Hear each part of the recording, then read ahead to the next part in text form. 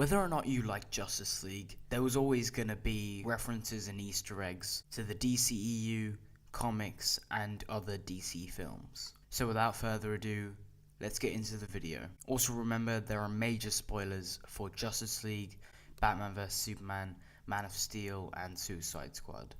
Some of the first Easter eggs are things that Steppenwolf says during the movie. He references Darkseid at one point. He also references the Doomsday Clock. And finally, he mentions the New Gods, which is a reference to The New Gods by Jack Kirby. Steppenwolf's costume in the comics is black with hints of red.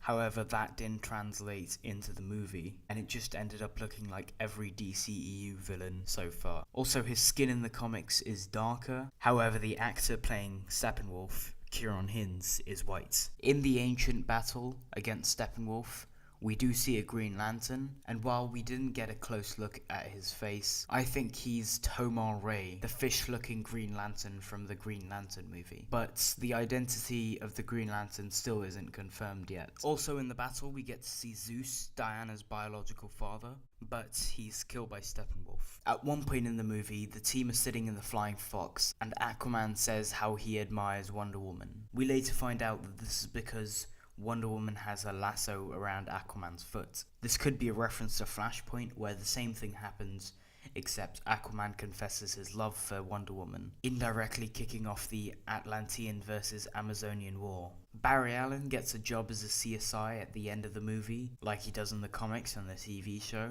Barry also references that he's fluent in Gorilla Sign Language. My special skills include Viola, web design, fluent in sign language, Gorilla Sign Language, which is probably a reference to Gorilla Grodd, another main villain of The Flash. There are also references of Barry having to eat a lot because of him burning calories every time he runs. There's a scene in the movie where Batman and Aquaman are talking about Aquaman's ability to talk to fish. He explains that he doesn't talk to fish, he merely points them in the direction that he wants them to go, which is kind of what he says in this comic panel. Superman repeats a line that Batman said to him in Batman vs Superman. Tell me.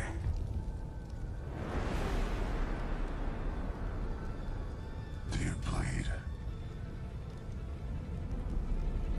Superman's resurrection is similar to how he gets resurrected in the comics, but in the comics he's revived by Kryptonian technology in the Fortress of Solitude, whereas in the movie he uses the help of the Mother Box and the Kryptonian ship. One thing that we didn't get to see is Superman's black suit that he gets in the comics after he's brought back to life, even though it was heavily hinted at in the trailers and the movie. Cyborg gets a new suit at the end, with the circular emblem in the middle, resembling his comic book counterpart.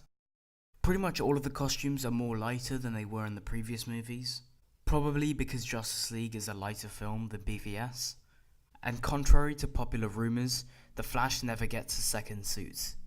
Bruce Wayne buys a bank, which is similar to when he bought the Daily Planet, effectively making him Clark Kent's boss. Mera also shows up, however, Aquaman and Mera seem to have some sort of underlying conflict going on between them, suggesting that something is going to happen at the end of the Aquaman movie. Superman comes back with a hairy chest like he does in the comics. In the post-credit scenes, Superman and Flash have a race like they do on multiple occasions in the comics. We don't see Lex Luthor being broken out of prison, however it's heavily implied that Deathstroke helped him. Joe Manganiello makes his first appearance as Deathstroke, and Jesse Eisenberg plays Lex Luthor. They talk about making a league of their own, which from what I've gathered is most likely referencing the Injustice League, the Injustice Society, or probably the Legion of Doom. Also, when Superman comes back to life and attacks the rest of the team, the Flash tries to get a drop on him, but Superman is fast enough to see the Flash, so he tries punching him, which is a reference to this comic panel right here.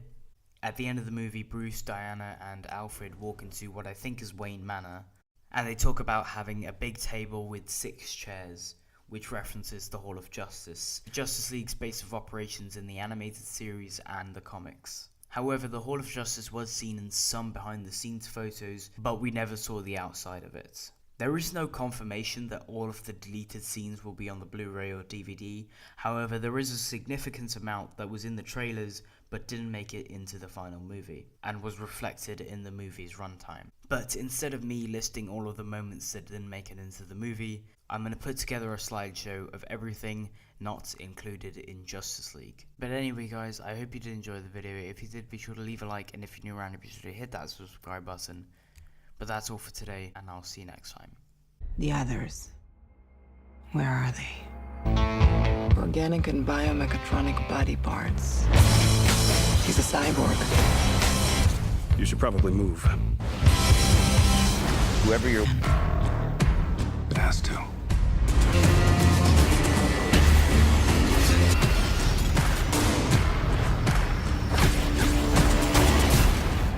My turn. Come together!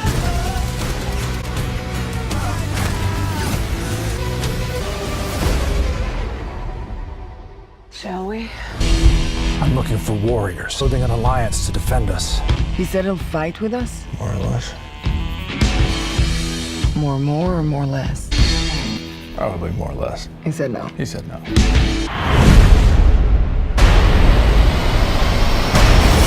I heard about you. Didn't think you were real. I'm real when it's useful.